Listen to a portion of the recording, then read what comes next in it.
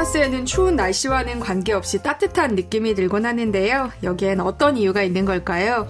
그리고 산타클로스와 루돌프 선물을 받기 위해 양말을 걸어놓는 크리스마스 문화는 또 언제부터 생겨난 걸까요? 착한 아이들에게 선물을 주고 간다고 알려진 산타는 과학적으로 설명이 가능한 존재일까요? 세상의 모든 정보, 오늘은 크리스마스와 관련된 수많은 궁금증을 인문, 과학적으로 풀어보는 시간 마련했습니다. 오늘을 위해서 특별히 자리해주신 패널 두 분 소개해드릴게요. 이독실 과학 커뮤니케이터 모셨습니다. 어서 오세요. 네, 안녕하세요. 성신여대 교수이자 북튜버인 이시안 작가님 자리하셨습니다. 어서 오세요. 네, 안녕하세요. 오늘 크리스마스인데요. 네. 두 분 혹시 지난밤에 좀 바쁘셨어요? 근데 저희 아이들은요. 네. 이 크리스마스 선물로 이제 현금이 제일 좋다. 요런 걸 알아버린 나이기 때문에 딱히 뭐 이렇게 분장하고 산타크로스 뭐 이렇게 흉내내고 그럴 필요가 없었어요. 네. 계좌이체 같은 걸 제일 좋아하죠. 네. 아직은 좀 어리지 않아요? 이독실 그렇죠. 네네. 그래서 뭐 어린이집 유치원에서 이미 했을 거라고 생각을 하고 제가 분장을 하면 알 것 같아요. 그래서 오히려 밤에 자는 동안에 오는 것이 조금 더 들킬 가능성도 적고 진실에 가깝지 않나. 잠을 좀 재워야죠. 빠르게 재워야죠. 아마 아이가 있는 집은 크리스마스 때마다 이 산타클로스의 진실을 어떻게 알려줘야 하나 좀 고민이 되는 것 같아요. 두 분은 어떠셨어요? 근데 그 산타크로스 진실을 여기서 얘기하면 이게 진짜 스포가 되는 거 아닌가요? 혹시 듣고 있을 아이들이 있을 수 있으니. 그러네요. 네, 요건 약간 두루뭉술하게 얘기를 해야 될 것 같긴 한데 요즘엔요 좀 부모가 곤란한 걸 알려줘야 되는 그런 경우들이 가끔 있잖아요. 뭐 성교육도 그렇고. 네. 다 너튜브가 해주는 것 같아요. 그러니까 알려주지 않아도 문득 아이들이 알고 있습니다. 네, 알고 오죠. 네, 그래서 참 편한 것 같아요. 그런 부분은. 저는 아직은 당연히 있다고 생각할 거라고 생각하는데 만약에 지금 말하면서 깜짝 놀랐습니다. 내가 생각하는 존재와 다르다 하더라도 저는 오늘 준비를 해왔습니다. 이거 과학적으로 설명이 된다. 있다. 왜 없다고 얘기하냐. 네. 어쨌든 아이와 함께 이동하는 차 안에서 혹시 방송 듣고 계시다면 좀 청취에 주의를 해주셔야 할 것 같아요. 저희처럼 산타의 대리인을 자처하는 부모님들이 계시지만 어쨌든 공식적으로는 또 산타가 크리스마스 당일 전 세계 아이들에게 선물을 나눠주는 걸로 돼 있잖아요. 근데 이게 과학적으로 정말 가능한 겁니까? 세 가지 시나리오를 제가 생각을 해봤습니다. 첫 번째는 오늘 주로 알아볼 건데 산타는 한 명이고 네. 초자연적인 능력으로 모두에게 선물을 나눠준다는 시나리오가 있을 수 있겠죠. 두 번째는 이거 괜찮았어요. 제가 생각했는데 좀 못된 얘기를 좀 하겠습니다. 네. 산타는 한 명이 맞아요. 그런데 선물을 아주 드물게 주는 겁니다. 일단 1년 동안 우는 아이는 전부 다 선물을 안 줘도 되고요. 착한 아이가 아니면 안 주면 됩니다. 그래서 개인적으로 이제 착하다의 기준을 확 올려버리는 거죠. 근데 그 기준에 들어온 착한 아이가 거의 없다라고 한다면 네. 이제 가능한 거고 그럼에도 받은 아이들도 있을 거고 아마 청취자분들 중에 과거에 받으셨던 분도 있을 거예요. 그 높은 기준을 만족하신 겁니다. 아니면 그 산타가 선물을 안 주고 가면 실망할 수 있으니까 다른 누군가가 산타는 있는데 네. 다른 누군가가 대신했을 수도 있다라는 거고요. 이 시나리오의 핵심은 일단 산타가 있다라는 겁니다. 세 번째 시나리오가 이제 사실 제가 생각할 때는 진짜 가능성이 높은데 산타가 집단이 있는 거예요. 아침이 되면 이제 문 앞에 배달된 걸 보고서 아이들이 지금도 묻거든요. 누가 밤에 갖다 놨어라고 하면 전 지금도 뭐 쿠션맨이 밤에 배송을 해준 거다 이렇게 얘기를 하거든요. 이렇게 말하면 단일한 인물 예컨대 뭐 슈퍼맨이나 배트맨처럼 한 명이 배달한 건가라고 생각할 수 있는데 실제로 우리가 다 알다시피 쿠션맨이라고 하는 그 사람들은 집단이거든요. 누군가의 자녀고 부모고 사회 구성원이잖아요. 그런 것처럼 산타를 이렇게 생각할 수 있는 거예요. 한 인물을 가리키는 게 아니고 어떤 집단 전체를 가리키는 거다. 그래서 이 집단은 특정 시기에 주로 활동을 하고요. 그때는 또 유니폼을 입어요. 주로 좀 빨간색으로. 네. 이런 경우가 많다라는 거고 또 피크 시기가 되면 이제 자원봉사가 크게 늘어났을 수도 있는 거고요. 또는 자발적으로 이제 하도급 계약을 체결을 해서 내가 자발적으로 이 노동을 하는 거죠. 보수가 뭐냐? 선물 받은 아이들의 행복한 얼굴을 보면 충분히 보수가 되지 않나 생각합니다. 네. 네, 이야기가 나와서 말인데요. 산타클로스의 위치를 추적할 수 있는 사이트도 있다면서요? 네, 북미항공우주방위사령부 노라드라고 하는데 여기서 매년 시즌이 되면요 산타 추적 사이트를 오픈을 합니다. 사이트 이름 자체가 다른 데 들어갈까봐 오피셜 노라드 트랙 산타예요. 그래서 여길 들어가면 직접 어디쯤 가고 있는지 이미 추적을 할 수가 있고요. 네. 구글에도 또 산타 트래커를 운영을 하고 있거든요. 12월이 되면 한 번씩 방문해 보시는 것도 좋지 않을까 싶습니다. 그러니까 아이들이 산타 어디쯤 왔는지 궁금해하면 좀 보여줘도 되겠네요. 맞습니다. 근데 이 산타 위치 추적 사이트는 어떻게 만들어지게 된 거예요? 이게 진짜 우연인데요. 1955년에 콜로라도 스프링스의 한 백화점이요. 그러니까 산타를 그 모델로 해서 광고를 한 거예요. 그리고 걷다가 산타 전화번호를 적어놓은 거죠. 근데 원래 없는 번호 적어야 되잖아요. 네. 그래서 없는 번호 적었습니다. 그러니까 나는 없다라고 생각하고 이제 그 광고를 맡은 사람이 적은 건데 그게 사실은 있는 번호였고요. 말씀하신 그 노라드의 전신인 대륙방공사령부라고 콘라드였거든요. 거기에 전화번호로 연결이 된 거예요. 그 어떤 아이가 전화를 해본 거죠. 해볼 법하죠. 그런 애들 있잖아요. 한번 해보는 애들. 궁금한 그래서 게 많으면 하죠. 광고를 보고 전화를 했더니 누가 받은 거죠. 거기가 그 어떤 대령님이 받았대요. 해리 슈프라는 대령님이 받아가지고 산타가 지금 어디쯤 오고 있냐. 그래서 이건 뭐지? 너무 황당하잖아요. 네. 그러다가 이분이 또 그 서양 친구들은 굉장히 또 산타나 그 성탄절의 진심이잖아요. 네. 이 아이의 동심을 지켜줘야겠다 해가지고 지금 레이더로 추적 중이다. 그래가지고 여기쯤 되는 것 같다라고 얘기를 했답니다. 그리고서 그 전화가 계속 더 오니까 담당 그 관리들이 돌아가면서 계속 받았대요. 이때부터 이게 전통이 돼가지고 매해 산타가 어디쯤 오는지 알려주는 전화 서비스 시작을 한 겁니다. 근데 이제 지금 인터넷 시대가 됐잖아요. 그래서 홈페이지로 말씀하신 그 트래커 같은 것들을 했고요. 지금도 전화로 산타 위치를 물을 수 있는 콜센터도 운영을 한대요. 그래서 아까 말씀하신 자원봉사자를 또 모집해서 1,000여 명 정도의 자원봉사자가 딱 콜로라도 주에 있는 이 분기지거든요. 여기에 들어가가지고 그 하루 동안은 전 세계 어린이들의 전화를 받는다고 합니다. 전화번호가 있어요? 뭐예요? 여기엔 없죠. 근데 그 트래커 거기 들어가시면 전화번호 있을 거예요. 그런데요, 전 세계 어린이들의 선물을 실어 나르려면 무게도 만만치 않을 것 같거든요. 산타클로스의 썰매가 얼마나 커야 이게 가능한 걸까요? 이번 기회에 제가 계산을 좀 해봤습니다. 네. 그래서 이제 산타의 비밀은 제가 다 알아버렸고 방송을 통해서 좀 공개를 하려고 하는데요. 일단 그 부분에 대해서 말씀을 드리자면 오해가 좀 많은 것이 산타가 처음부터 모든 선물을 가지고 썰매를 끈다고 생각하는 경우에 문제가 되는 거예요. 옛날엔 그랬을 수 있어요. 근데 지방에서 조그맣게 시작을 한 거니까. 그런데 점점 크리스마스를 즐기는 문화권이 확장이 되니까 이제 산타가 출발지에 모든 선물을 다 바리바리 싸들고 가는 건 너무 비효율적이고 루돌프를 포함해서 9마리 순록이 그걸 끌어야 되는데 너무 업무가 과중해지니까 동물 학대가 되지 않습니까? 그렇죠. 지금은 이제 제 생각입니다. 각 지역에 베이스 기지 물류센터가 있는 거예요. 그래서 마치 조선시대에 관원들이 이제 출장을 갈 때 역참에서 마패를 내밀고 지친 말을 갈아탈 수 있게 해주지 않습니까? 그런 것처럼 산타는 다 선물 배송이 된 직후에 이제 그러니까 정교하게 짜여진 배달 경로가 있어요. 거기에 물류센터에 잠깐 들어가서 선물 상차가 끝난 그 진썰매로 갈아타면서 배송을 하는 거다. 네. 이렇게 하면 좀 가능하다는 생각이 드는데 대도시의 경우는 좀 어려워요. 왜냐하면 인구 1,000만 이상인 도시들이 있는데 여기서 선물을 배포한다라고 할 때 보통은 이런 그 물류센터가 외곽에 있기 때문에 한 번에 좀 큰 썰매 끌 수밖에 없거든요. 그래서 대도시 외곽의 물류센터에 들릴 때는 산타랑 술록들이 단단히 각오를 하고 들리는 거고요. 대신에 대도시를 벗어나면 짐썰매가 아주 가벼워지기 때문에 파이팅 넘치게 한다는 소문들이 있습니다. 근데 그거 조금 영리하게 하면 우리나라 같은 경우에는 쿠션이라는 그런 곳이랑 또 제휴를 한다든가 미국으로 가면 또 아마땡 거기랑 제휴를 하면은 훨씬 더 쉽게 할 수 있을 것 같기도 합니다. 네. 아니 그런데 또 이쯤에서 궁금해지는 게 크리스마스에 선물을 주는 문화는 언제 시작된 거예요? 보통 굴뚝을 타고 들어와서 양말에 네네. 선물을 넣어둔다. 맞아요. 이런 디테일한 이야기가 있는 거잖아요. 이게 언제 어떻게 시작된 건지 궁금한데요. 그 처음에 기원이 되는 얘기는 4세기예요. 4세기에 그 튀르키예죠. 튀르키예 도시 미라의 주교였던 성 니콜라우라는 사람인데요. 이 사람이 좀 선행을 많이 했습니다. 근데 가난해서 결혼을 못하고 있던 세 자매를 도와주기 위해서 밤에 몰래 그 집에 선물을 놓고 가는데 금이에요, 금. 근데 그거를 몰래 줘야 되잖아요. 네. 그래서 굴뚝으로 집어 던졌대요. 근데 굴뚝으로 뚝 들어가다가 그게 우연히 걸어놓은 양말에 들어갔다는 거죠.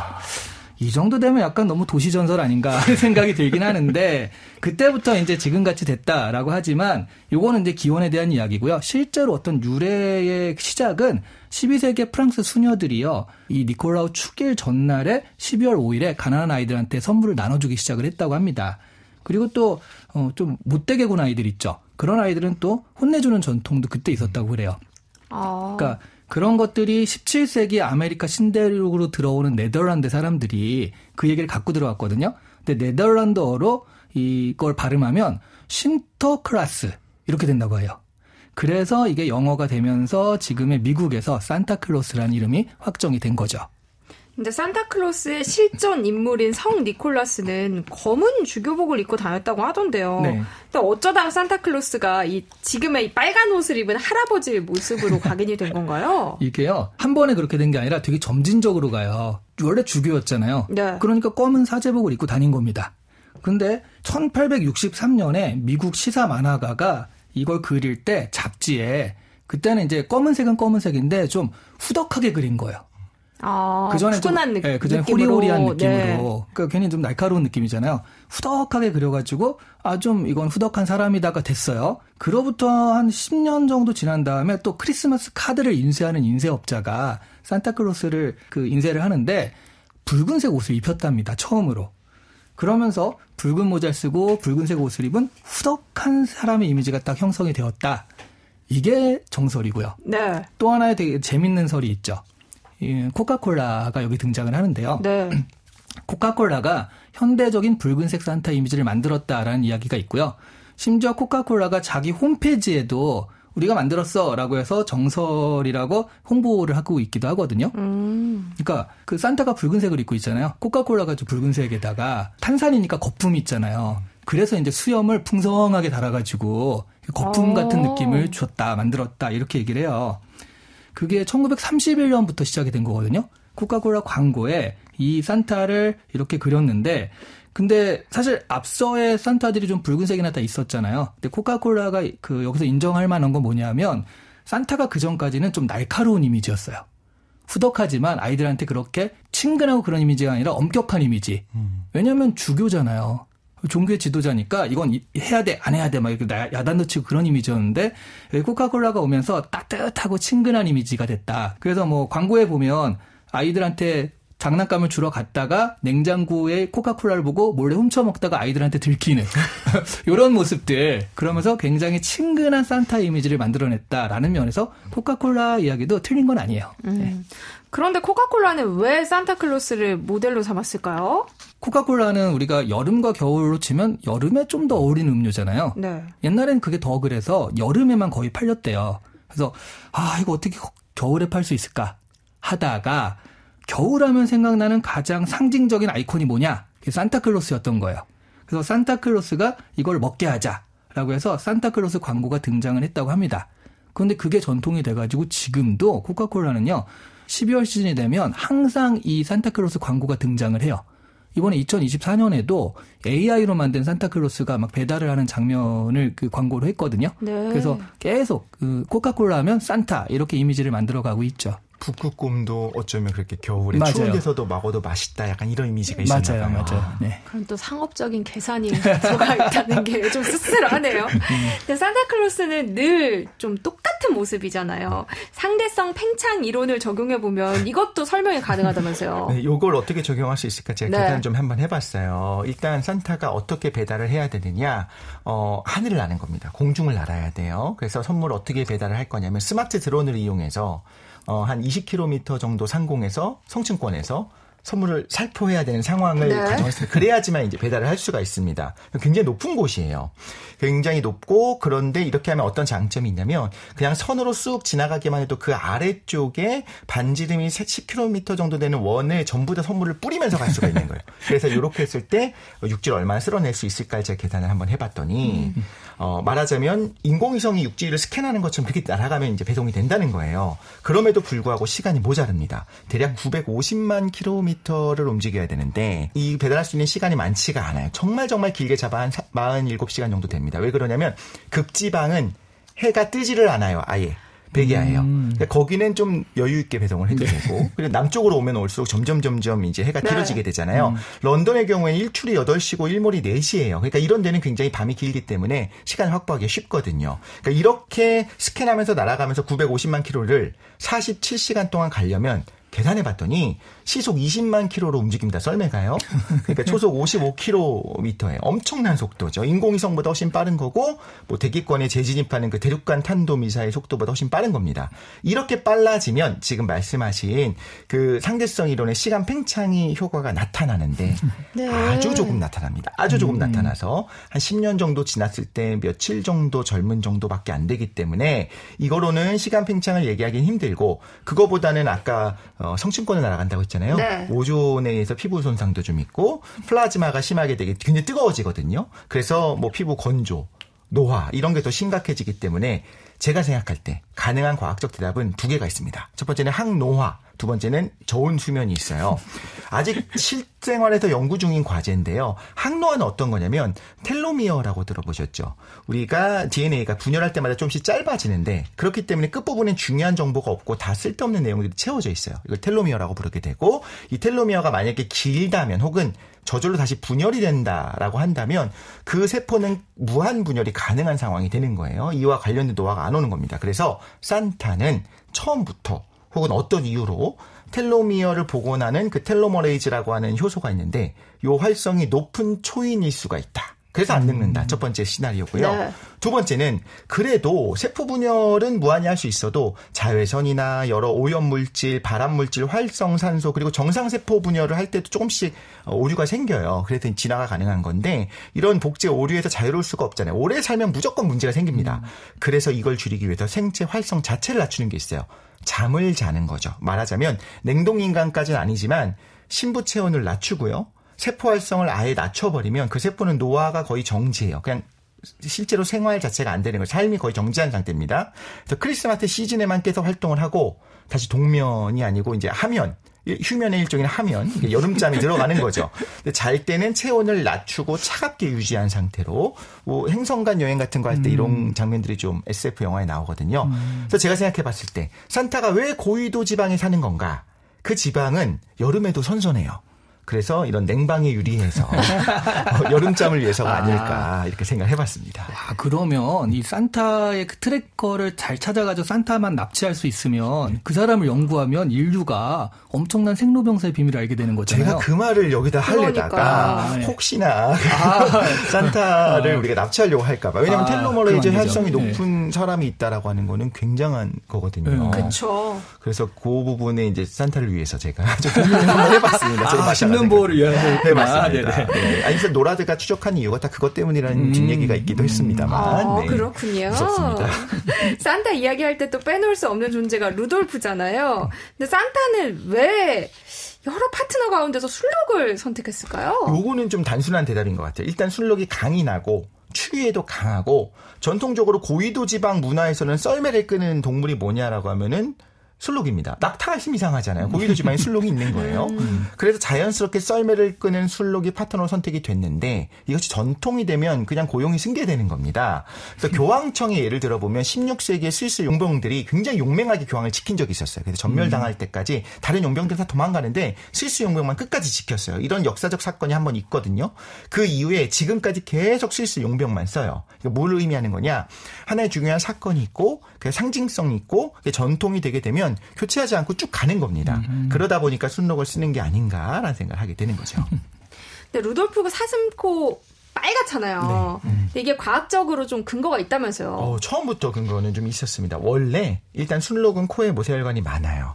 모세혈관이 많다는 거는 거기 또 확장이 되게 되면 혈류가 모이면서 거기 온도가 올라가거든요. 왜 이런 성질이 있느냐라고 한다면 추운 지방에 살다 보니까 술록의 코가 얼면 안 되기 때문에 모세혈관이 좀 많은 거예요. 그래서 붉게 보일 수도 있고요. 그런데 오리지널 그 동화, 말씀하신 동화를 보면 루돌프의 코가 2배 더 크고 2배 더 밝다라고 다른 술록들이 놀리는 장면이 나옵니다. 루돌프는 코도 크고 모세혈관도 더 많이 발달한 개체라고 보이는데 사실 지금 빨간 건 다른 이유가 있습니다. 이것도 이제 기가 막힌 이유가 있는데요.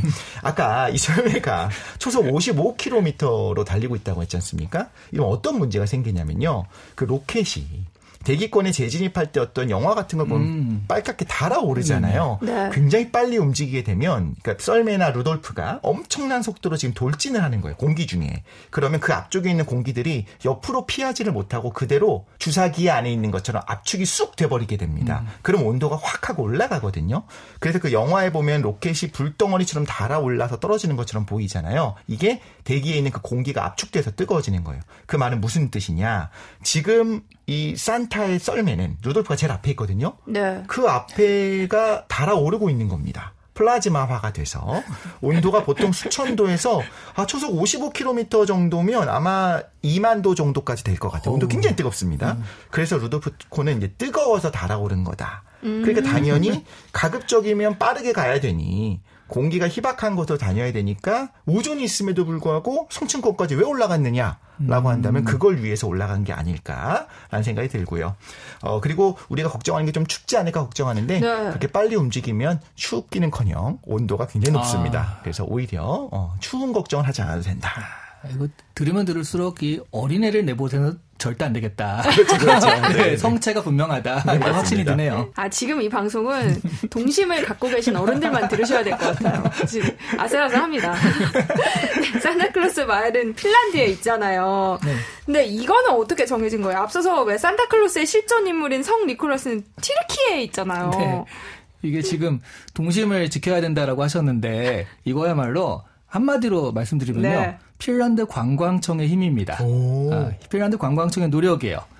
네, 사실 뭐 핀란드에 뭐 그런 그 염소 같은 게 뭐 선물을 나눠준다 이런 얘기는 있었어요. 근데 산타클로스랑은 좀 관계가 없었거든요.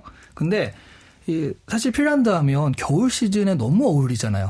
술록이 뛰어놀아도 전혀 어색하지 않은 그런 곳이잖아요. 그러니까 이미지는 너무 잘 맞는 거예요. 그러니까 핀란드가 아예 작정을 하고 관광청에서 거기다가 산타클로스 마을을 만들어버립니다.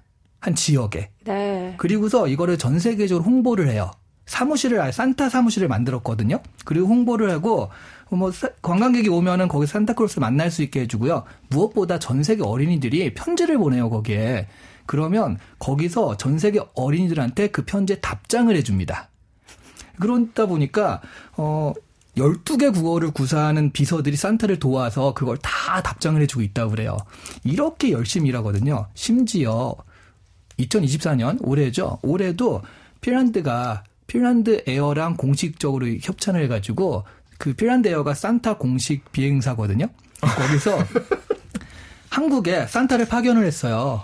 그래서 에버랜드랑 남이섬에서 산타가 와가지고 아이들을 만나기도 했습니다. 그래서 공식 산타를 많이 임명한대요. 그래서 전 세계로 파견을 해가지고 아이들을 만나게 하는데 이렇게 보면 진짜 한 국가가 작정하고 달려드니까 산타가 원래 원래는 튀르키예 그러다가 미국까지 갔는데 이거를 완전히 핀란드가 가져와 버린 거거든요. 대단하다라는 생각이 들기도 하죠. 동심을 위해서 선택할 수 있습니다. 네. 지금 말씀하신 개연성 높은 주장이 하나가 있고 튀르키예 출신인데 이제 제가 말씀드린 것처럼 동면을 해야 된다. 여름잠을 자야 된다. 더 시원한 데를 좀 찾다 보니까 핀란드로 갔다. 둘 중에 뭐가 더 진실에 가까운지는 한번 생각해 볼 만합니다. 네, 세상의 모든 정보 오늘은요. 크리스마스에 관한 여러 궁금증들을 인문과학적으로 살펴보고 있는데요. 이독실 과학 커뮤니케이터 이시안 작가님 모시고 이야기 나누고 있습니다. 잠시 노래 한 곡 듣고 올게요. 토니 베넷의 Santa Claus is coming to town. 계속해서 이야기 나눠보겠습니다. 크리스마스가 이제는 대중적인 기념일로 여겨지고 있지만 원래는 성탄절, 그러니까 예수 그리스도의 탄생을 기리는 날이잖아요. 근데 12월 25일이 예수님이 태어난 날이 아니라는 얘기가 있더라고요. 예. 그게 이제 크리스마스란 말 자체가 크라이스트 플러스 마스가 합쳐진 거거든요. 크라이스트가 원래는 메시아라는 뜻이에요. 네. 그 말이 이렇게 변하고 중국어로 기리사독이라고 이거를 읽었거든요. 그래서 우리나라에서는 기독이 된 겁니다. 그래서 마스는 파견이라는 뜻이에요. 그러니까 메시아의 파견이다. 이게 크리스마스예요. 그런데 그러면 탄생일이어야 되잖아요. 네. 그 탄생일을 몰라요. 생일에 대해서 이 성경에 전혀 나와 있지 않고요. 대강 짐작을 할 뿐인데 늘 그렇듯이 이렇게 되면 사람들의 의견이 갈리잖아요. 그쵸. 그래서 그게 1월 1일이다, 1월 6일이다, 3월 27일이다 이렇게 갈렸었어요. 지금 갈린 게 아니라 기원 후 3세기, 4세기 그때. 네. 그때 갈려가지고 그때도 특정하지 못했다가 결국엔 그냥 나중에 12월 25일이 됐는데 그래서 12월 25일은 원래 여기서 1월 1일, 1월 6일, 3월 27일도 안 속하잖아요. 그러니까 탄생일이 아니라 예수 탄생을 기념하는 날이다. 이렇게 생각하시면 될 것 같아요. 그러면 어쩌다가 12월 25일을 기념하게 된 건가요? 지금 말씀하신 것처럼 기념을 뭘 가지고 할 거냐에 대해 이제 논의를 하게 되는데, 콘스탄티누스 로마 황제가 크리스마스를 기념하기 위해서 예수 탄생을 기념하기 위한 날을 이제 동지로 삼았다. 근데 동지로 삼은 여러 가지 이유가 있습니다. 그때 뭐 태양신의 길이던 원래 날이었다 이런 얘기도 있고요. 근데 동지의 의미가 있습니다. 뭐 팥죽도 맛있습니다만 기본적으로는 지금까지 점점 짧아지던 낮이 정말 가장 짧은 때가 동지고 그다음부터 길어지기 시작하거든요. 그 말은 그 생명을 상징하는 것이 더 커지기 시작하는 시작점인 거예요. 그래서 그때 예수의 탄생이 있었다라고 보고 싶었던 것도 하나가 있고요. 네. 또 흥미로운 이야기가 하나가 있는데 그 성인들 있잖아요. 성인들은 잉태한 날과 죽은 순교한 날이 같을 거다라고 하는 전통적인 견해가 있다고 해요. 그러면 부활절 근방에 그러니까 예수님 돌아가신 날은 이제 정해져 있단 말이죠. 그 근방에 돌아가셨으니 그때 수정이 이루어져서 이제 잉태를 했을 거다라고 한다면 10개월 정도 있다가 출산하게 되지 않습니까? 그럼 대충 1월 근방이 됩니다. 만약에 뭐 팔싹동이었거나 좀 더 짧았으면 12월이 가능한 거고, 또 하나는 예수님이 태어난 때가 그래서 이제 12월 말에서 1월 근방으로 하게 되는데 지금도 정교회는 1월 7일을 크리스마스를 합니다. 물론 이 부분은 달력이 달라서 생긴 거긴 합니다만 어떤 딱 정해져 있는 날짜는 아니고 의미들을 집어넣어서 기념 날짜를 만든 거다라고 볼 수 있습니다.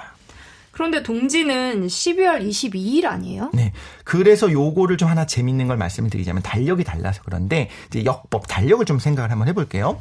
실제 지구가 원래 있었던 태양에서 상대적으로 그 위치에 똑같이 오는 1년이 얼마냐면 우리가 많은 분들이 아시겠지만 365일이 아니고 그거보다 조금 더 있어야 돼요. 365.25 뭐 이렇게 나아갑니다. 그래서 이걸 보정을 하기 위해서 우리가 어떻게 하고 있냐면요. 다 아시다시피 365일이 기본적으로 1년인데 4년에 한 번은 윤년이 돼서 2월 29일이 있죠. 그런데 100의 배수인 해에는 그러니까 2100년에는요. 윤년이 아니고 평년입니다. 4의 배수지만. 그런데 또 400의 배수가 되는 1600년, 2000년, 2400년 이때는 또 윤년으로 했어요. 그래서 2000년이 우리 윤년이었던 거예요. 이런 복잡한 계산들을 다 해갖고 실제 태양의 위치, 뭐 달의 위상 이런 오차를 줄이는 건데 제가 질문 드리고 싶은 건 이거예요. 우리가 실제로 춘분이 되고 하지, 추분, 동지가 될 때마다 실제로 태양의 고도를 봤더니 12시에 제일 높은 게 아니라 뭐 11시 50분이 제일 높네? 그럼 11시 50분 지금을 12시 땡 시작으로 하자라고 매번 리셋을 합니까? 안 하죠. 안 하죠. 그렇지 않았죠. 그러니까 춘분이 뭐 오늘이 아니고 내일일 것 같으면 내일부터 그냥 할까라고 하지 않는다는 거예요. 역법은 체계가 잡히면요. 원리가 중요한 게 아니고 그 계산 결과를 당연히 따라가는 겁니다. 그래서 그레고리력이라고 하는 지금 우리가 사용하고 있는 역법을 쓰기 전에 그 율리우스역이 있었는데 굉장히 정확해요. 근데 수백 년이 지나면서 오차가 조금씩 늘어납니다. 그래서 사실 다 알고 있었어요. 누가 봐도 날짜가 안 맞아요. 그런데 1월 1일 이후엔 1월 2일로 하기로 약속을 했잖아요. 그럼 어느 날 갑자기 1월 10일로 하자라고 얘기할 수는 없는 거예요. 이건 일종의 약속이기 때문에. 그런데 오차가 너무 커지니까 그레고리력을 서양에서 도입을 하면서 흥미롭게도 1582년 10월 4일이 있었어요.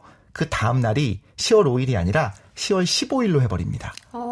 그래서 확 하고 열흘을 건너뛰면서 갑자기 늙어버렸네요. 그렇죠. 열흘이나 늙었습니다. 그래서 맞춰준 거예요. 이렇게 한번 딱 맞춰주게 되면서 누적되었던 오차를 수백 년 동안 누적된 열흘의 오차를 순식간에 없애주고 그다음 좀 더 정교한 계산법 말씀드린 거 있잖아요. 네. 그런 방식을 도입한 겁니다. 그래서 동지가 12월 25일인 이유는 뭐냐라고 한다면 사실 정말로 태양이 낮이 제일 짧은 건 21일, 22일 이 정도예요. 그렇지만 그 당시 달력으로 봤을 때는 25일을 가리키고 있었다라는 겁니다. 또 역사를 돌아보면 크리스마스가 없어질 뻔한 일도 있었다면서요? 네, 그러니까 한마디로 종교개혁의 영향이 큰데요. 그 종교개혁하고 두루뭉술하게 하면 마르틴 루터 이렇게 엉뚱하게 생각하실 수 있습니다. 네. 마르틴 루터는 오히려 크리스마스 트리를 처음 만든 사람이다 이런 썰이 있어요. 그러니까 거기가 아니라 청교도 혁명 기억하시죠? 네. 우리 교과서에 배웠잖아요. 크로멜이 그 권력을 잡고서 그리고 이제 굉장히 공포 정치를 했어요. 그러면서 그러니까 엄숙해야 되고 뭔가 먹고 마시고 노는 걸 다 싫어했거든요. 그런 걸 싹 없애버리니까 당연히 크리스마스가 이제 그 영향을 받게 됩니다. 다행히 크로멜이 사망한 다음에 크리스마스는 다시 합법화되긴 했어요. 그런데 그 크로멜의 청교도 혁명이 또 영향을 미국 쪽에 주잖아요. 미국의 초창기에는 오히려 크리스마스를 기념하는 게 불법이었대요. 식민지에서는. 그래서 사실 요 청교도 쪽 그런 쪽이 있었고요. 또 한쪽에서는 프랑스 혁명도 그 크리스마스의 문제가 아니라 종교라는 것 자체를 좀 억압을 했거든요. 그러다 보니까 종교적 성격 때문에 프랑스 혁명도 이 부분에 대해서 크리스마스에 대해서 부정적이었다는 거죠. 다행히 이제 혁명 후 다시 회복이 됐습니다. 그래서 이때 만약 이런 어떤 분위기가 계속 갔다. 그러니까 청교도 혁명이 계속돼가지고 그 분위기가 계속 갔다 그러면 사실 우리는 크리스마스를 못 만날 수도 있었던 거예요. 그러니까요. 크리스마스가 여러 가지 위기를 겪긴 했지만 어쨌든 지금은 또 네. 종교적 의미를 넘어서 대중적인 기념일로 자리를 잡고 있잖아요. 네. 이 배경에는 우리가 아주 잘 아는 소설이 있다면서요. 이건 무슨 얘기예요? 네, 그 크리스마스 하면 항상 나오는 거 있잖아요. 나홀로 집에 말고. 나홀로 집엔 영화고. 나홀로 집에 생각했어요. 네. 소설은 찰스 디킨스의 크리스마스 캐롤이 나오거든요. 그게 또 영화로도 나와가지고 짐 캐리가 스크루지 역할을 했던 그 영화도 굉장히 많이 나오는데 이게 19세기 초반만 해도요. 크리스마스가 그렇게 흥겨운 날이 아니었대요. 그러니까 이게 왜 그러냐면 그때 이제 산업혁명 같은 것이 있었는데 원래 크리스마스가 농촌 공동체에서 그 사람들이 먹고 마시고 즐겁게 놀았는데 도시로 오니까 이 사람들이 빈민이 돼서 하루에 13시간을 일하는데 이 크리스마스니 뭐니 그런 걸 즐길 시간이 없었던 거예요. 네. 그래서 좀 각박해지는 그럴 때 크리스마스 캐롤이 나온 겁니다. 이 크리스마스 캐롤에는 그전에는 그 종교적 어떤 축일 이런 개념이었다면 여기서 가족의, 그러니까 가족이 중요하다 이런 얘기를 하잖아요. 화합, 뭐 관용. 그다음에 가난한 사람들을 위해서 선행을 베풀기 이런 것들의 개념이 이 크리스마스 캐롤에 나오거든요. 그런 것들이 크리스마스의 의미다라고 해서 자리를 잡은 거예요. 그래서 크리스마스를 창조한 건 생각해보면 찰스 디킨스다 이런 얘기도 있을 정도로 그래서 그런 얘기가 있대요. 찰스 디킨스가 죽었을 때 영국의 아이들이요. 그럼 이제 크리스마스는 없어지는 거예요? 라고 말했을 정도로 찰스 디킨스 이퀄 크리스마스다. 그만큼 영향이 컸대요. 스크루지는 과거와 현재 미래를 여행하면서 사랑과 나눔의 의미를 깨닫게 되잖아요. 과학적으로 이게 시간 여행하는 게 가능한 거예요? 일단 스크루지 영감은 그 꿈을 꾼 거라고 생각을 하고요, 저는요. 근데 과학적으로 이제 시간 여행이 가능하냐? 네. 한번 생각해 본다면 지금 미래로는 가능할 수 있다라고 생각을 해요. 사실 우리가 지금 미래로 가고 있잖아요. 제가 예언할 수 있는 게 10분 뒤에 우리는 10분 뒤에 미래로 갑니다. 라고 하면 이제 사실이 되는 거죠. 근데 그거보다 더 빠르게 가는 것도 상대론적으로 좀 가능하긴 합니다. 쌍둥이 역설이라고 하기도 하고 혹은 그 유명한 인터스텔라 영화를 보면 굉장히 중력이 큰 행성, 밀러 행성에 이제 내려갔다 다시 올라온 장면이 나와요. 2시간 정도밖에 안 지났는데 2-3시간 정도밖에 안 지났는데 위에서는 굉장히 오랜 시간이 몇십 년이 지난 그런 상황이 펼쳐집니다. 그게 말하자면 다녀온 사람들 입장에서는 갑자기 나는 그대로 한 몇 시간 안 지났는데 나를 제외한 다른 사회는 다른 세상, 다른 우주는 수십 년이 지난 거예요. 이게 미래로 갔다라고 할 수 있는 거잖아요. 네. 문제는 다시 못 돌아옵니다. 미래로는 가는데 다시 과거로 가서 원래 시작한 그 위치로 그 백투더퓨처처럼 다시 원래 자리로 가는 거는 불가능할 걸로 보입니다. 그 편도만 된다는 거죠. 그렇죠, 편도. 맞습니다. 네. 그러면은 가실래요? 두 분 어떠세요?